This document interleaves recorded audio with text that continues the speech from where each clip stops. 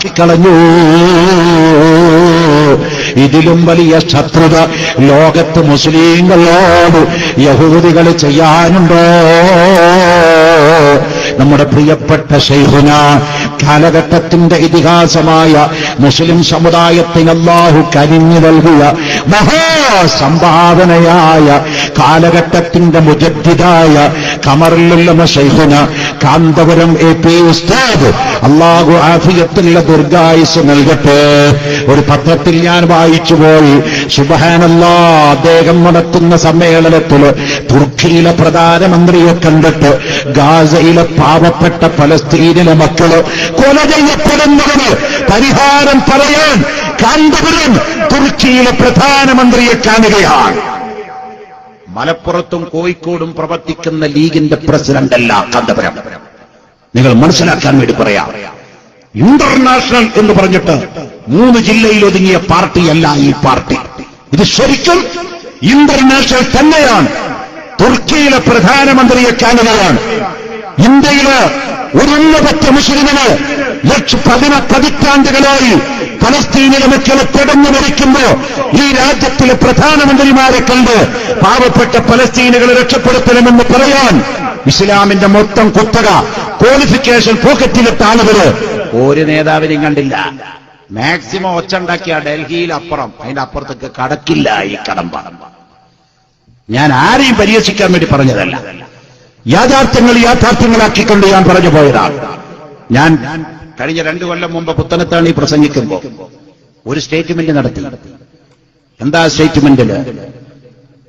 ഗാസയിലെ പ്രശ്നം തീർക്കാൻ, ഫലസ്തീനിന്റെ പ്രശ്നം തീർക്കാൻ ശൈഖുന കാന്തപുരവും മാർപ്പാപ്പയും ഇടപെടണം. കുറച്ച് ആൾക്കാർ ഹാലിളകിയിട്ട് പറഞ്ഞു, മാർപ്പാപ്പയും കാന്തപുരം തുല്യതമാക്കി സക്കാഫി. തുല്യാക്കിയതല്ല, ലോകത്തെ കത്തോലിക്ക സഭയുടെ ഇന്ന് ജീവിച്ചിരിക്കുന്ന 132 കോടി ക്രിസ്ത്യാനികളുടെ ആധികാരിക ശബ്ദമാണ് ഫ്രാൻസിസ് മാർപ്പാപ്പ, വത്തിക്കാനിന്റെ ഭരണാധികാരി. സെന്റ് ബസേലിയസ് എന്ന് പറയുന്ന ചർച്ചിന്റെ അകത്ത് പ്രാർത്ഥനയ്ക്ക് കുർബാനയ്ക്ക് നേതൃത്വം നൽകുന്ന ആ ഫ്രാൻസിസ് മാർപ്പാപ്പ, അദ്ദേഹം ലോകത്തെ മുസ്ലിങ്ങൾ ഭീകരവാദികളല്ല എന്ന് സ്റ്റേറ്റ്മെന്റ് നടത്തിയിട്ട് അടുത്ത ദിവസം മുസ്ലിങ്ങളാരും ഭീകരവാദികളല്ല, നിങ്ങൾ ഇസ്ലാമിനെ തെറ്റിദ്ധരിക്കരുത്, ഇസ്ലാം നല്ല മതമാണെന്ന് പറഞ്ഞു മാർപ്പാപ്പ.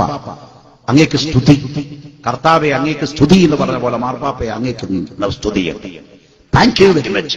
അത്രയെങ്കിലും പറഞ്ഞു പോയല്ലോ. പക്ഷേ ഞാൻ പറഞ്ഞു, 2 നേതാക്കൾ വിചാരിച്ചാലേ ലോകത്ത് ഈ പ്രശ്നം പരിഹരിക്കാൻ പറ്റൂ.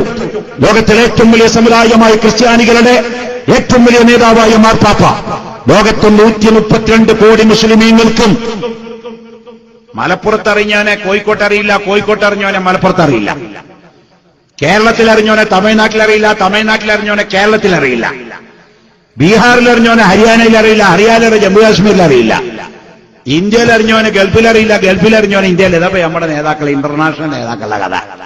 കാന്തപുരം ഉസ്താദ് അങ്ങനെയാണോ?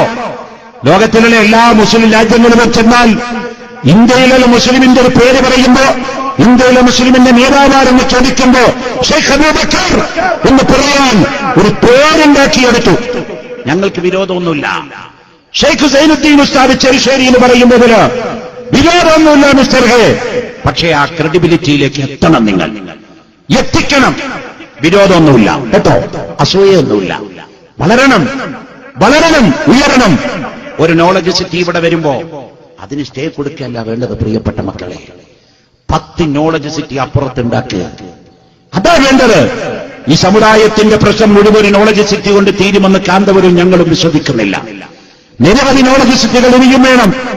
കേരളത്തിൽ മാത്രം പോരാ, അങ്ങകലെ 7 കോടി ജനങ്ങൾ ജീവിച്ചുകൊണ്ടിരിക്കുന്നത് ഉത്തർപ്രദേശില്. ഏറ്റവും അധികം മുസ്ലിങ്ങളുള്ള ഇന്ത്യയിൽ ഉത്തർപ്രദേശിലെ 7 കോടി മുസ്ലിമുണ്ട്. അവിടെ കടന്നു ചെന്നിട്ടൊരു യൂണിറ്റ് പോലും ഉണ്ടാക്കാൻ പറ്റുന്നില്ല ഞങ്ങളെ കൊണ്ട്. 7 കോടി മുസ്ലിങ്ങളുണ്ട്. ഇവിടെ ആകെ 86-90 ലക്ഷം മുസ്ലിമുള്ളോടത്ത് പറയണോ ഞങ്ങളിവിടെ ഇല്ലെങ്കിൽ നിങ്ങൾ വേണ്ട. ഇന്തോനേഷ്യയിൽ ലോകത്തെ ഏറ്റവും മുസ്ലിങ്ങൾ ഉണ്ടായത് ഒരു പാർട്ടി ഉണ്ടായിട്ടല്ല. ഇത് അള്ളാഹുടെ ദീന, അള്ള വളർത്തുക. പിന്നെ നമ്മളതിന് ചെയ്തതിന്റെ ഖിദ്മത്തിന്റെ കൂലി അള്ള നമുക്ക് തരും കേട്ടോ. നമ്മൾ ആരും അഹങ്കരിക്കേണ്ട, അങ്ങോട്ടും ഇങ്ങോട്ടുള്ള ചീത്തവിളികളും വേണ്ട. ഞാൻ ഗ്രൂപ്പീസത്തിനെ പറ്റി ഒരിക്കലും പറയുന്നില്ല. EKAP 2 ഗ്രൂപ്പേ ഇല്ല. അഹ്ലുസുന്നത്തി വൽ ജമാഅത്ത് ഒന്നേ ഉള്ളൂ. ഞങ്ങൾ ശൈഖുന ചെറുശ്ശേരി ഉസ്താദിന് ദീനിന്റെ ഖിദ്മത്തിന് വേണ്ടി ആഫിയത്തിന് വേണ്ടി ദുആ ചെയ്യുന്നവരാണ്. പാണക്കാട് ഹൈദരലി ശിഹാബ് തങ്ങൾക്കും മരിച്ചുപോയ മുഹമ്മദ് അലി ശിഹാബ് തങ്ങൾക്കും ദുആ ചെയ്തവരും ചെയ്തുകൊണ്ടിരിക്കുന്നവരുമാണ്. മഹാനായ സയ്യിദ് അബ്ദുറഹിമാൻ ബാഫഖി തങ്ങള് ഒരു കറാമത്തെങ്കിലും വാതിൽ പറയാതെ ഈ ഉള്ളവന്റെ വാതിൽ സമാപിച്ചതായി എന്റെ ഓർമ്മയിലില്ല. പ്രിയപ്പെട്ടവരെ, ഈ സമയത്ത് ബാഫഖി തങ്ങളുടെ ചരിത്രം ഓർമ്മ വരികയാണ് എനിക്ക്. അദ്ദേഹം ഇന്ത്യൻ നാഷണൽ മുസ്ലിം ലീഗിന്റെ പ്രസിഡന്റ് ആയതുകൊണ്ടല്ല ഞാൻ പറയുന്നത്. അഹ്ലു സുന്നത്ത് വൽ ജമാഅത്തിന്റെ ചുണക്കുട്ടിയായിരുന്നു അബ്ദുറഹിമാൻ ബാഫഖി തങ്ങള്. എവിടെ ചെന്നാലും, കൊയിലാണ്ടി പോയാലും, കോഴിക്കോട് വന്നാലും, കണ്ണൂർ വന്നാലും, ഡൽഹിയിൽ വന്നാലും ബാഫഖി തങ്ങൾ പറയലുണ്ട്, ആരും മുസ്ലിമിനെ കണ്ടാ വിളിച്ചു പറയും, മോനെ രാത്രി കിടക്കുന്നതിന് മുമ്പ് ഹദ്ദാദ് റതീബ് ചെല്ലാതെ പറഞ്ഞല്ല. അത് പറയുന്ന കേരളത്തിലുള്ള തങ്ങളായിരുന്നു ബാഫഖി തങ്ങള്. സുബ്ഹാനല്ലാഹ്, അതിന്റെ കറാമത്ത് ബാഫഖി തങ്ങൾക്ക് അല്ലാഹു കൊടുത്തത് കണ്ടോ? ഖദീജ ബീവിയുടെ ഖബറിന്റെ ചോട്ടില് മക്കയിലെ ജന്നത്തുൽ മഹല്ലയില് എത്രയോ ഇന്ത്യക്കാരെ ഖബറടക്കം ചെയ്യപ്പെട്ടിട്ടുണ്ട് ഹജ്ജിന് പോയി മരിച്ചപ്പോൾ. എന്നാൽ അബ്ദുറഹിമാൻ ബാഫഖി തങ്ങൾ ഞാൻ ജനിച്ചിട്ട് 8 കൊല്ലം 6 കൊല്ലം കഴിഞ്ഞപ്പോൾ മരിച്ച തങ്ങളാണ്. ജീവിതത്തിൽ നേരിട്ട് കാണാൻ ഈ എളിയവന് ഭാഗ്യം ലഭിച്ചിട്ടില്ല.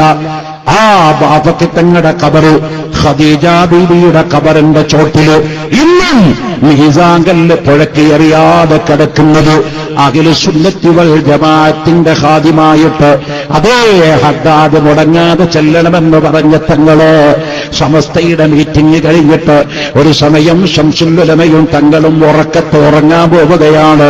ശംസുൽ ഉലമ അബൂബക്കർ മുസ്ലിയാരെ വിളിച്ചിട്ട് ബാഫഖി തങ്ങൾ പറഞ്ഞു, ഉസ്താദേ